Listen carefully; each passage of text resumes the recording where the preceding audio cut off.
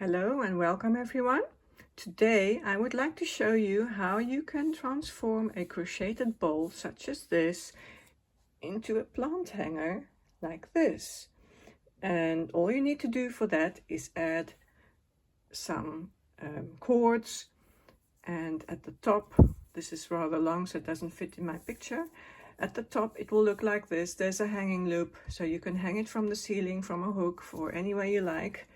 And if you're not comfortable with only 3 hanging points, you can add a 4th. That's no problem. Just make sure that those attachment points on the top of your bowl are at equal distances.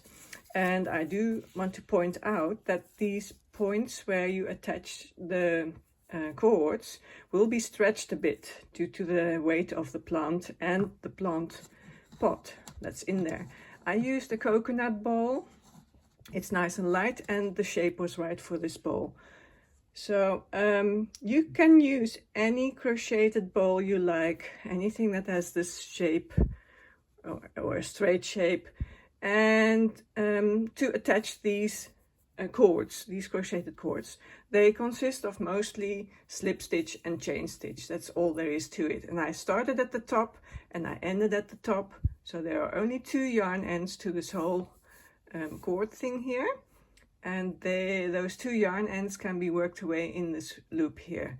So it's rather easy peasy. And I'll show you now how it's done.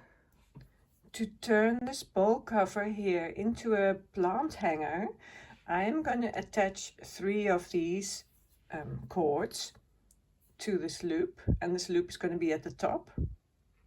And I've already made this one, but I'm going to show you how I start and how I make the connection, and then we'll see at the end how pretty it all looks.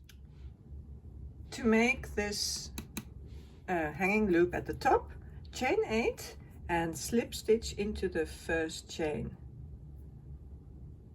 and then 13 single crochet around that chain. So 13, 1, 2, you get the picture, 3, till you have 13. I have made 13 single crochet in that chain loop there, slip stitch to the first single crochet, and now you're going to chain the cord. You can make that as long as you like.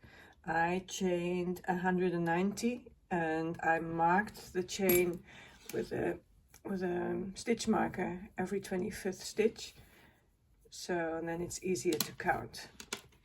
So chain it as long as you like, and then I'll show you how we're going to connect it to the basket when it's at the length that you need.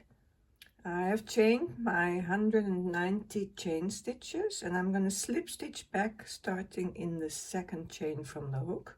I'm going to slip stitch 15 times.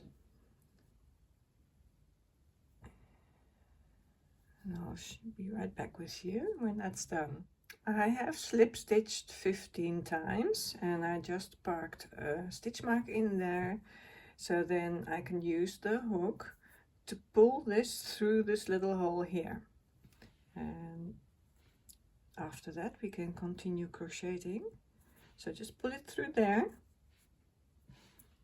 and then attach your hook again. I inserted the hook back in that loop, and now I inserted it in the first chain here, the one that we skipped, and then into the next chain here, and just pull through the yarn through all the loops. It's just a slip stitch again, and you are ready to continue slip stitching up this chain. So 1 slip stitch up to the top where you have that hanging loop, and this is what the loop around the basket will look like now. So see you at the top. I'm back at the top of this long chain. for the tutorial. I just made a short one here. And slip stitch into that last chain stitch, slip stitch into the next single crochet that was made in this loop here, and now chain the same length as you did before. So I chained 190, and I'm going to do that again, and then at the end I'm going to make the connection to the basket again as I showed you before, and make sure the connection is divided evenly over the basket. So there are 12 points on the basket, and you're going to make 3 connection points. So one connection point in every 4th strand of minis. So the next one's going to be here. I'll show you how that will look.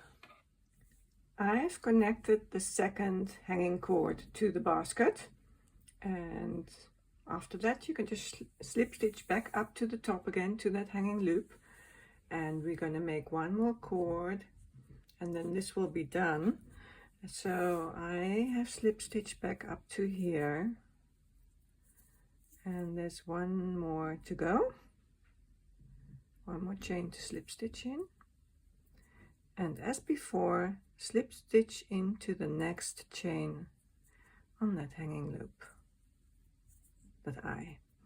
And now I'm going to chain 190 again and repeat everything I just showed you, and that third cord will be connected in this point here.